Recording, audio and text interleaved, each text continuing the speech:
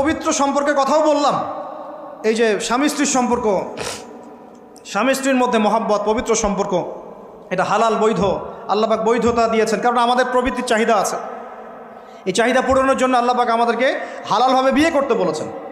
সমাজ বিয়েটাকে কঠিন করে ফেললো আর জেনাটাকে সহজ করে ফেললো। বিয়ে কঠিন হয়ে গেল, এরা এখন বিয়ে করতে পারবে না চাইলে। 21 বছর না 20 বছর বয়স হলে সে বিয়ে করতে পারবে না। 20 বছর একটা ছেলে আগামীকাল এই তথাকথিত ভালোবাসা দিবস পালন করতে পারবে, জেনা করতে পারবে।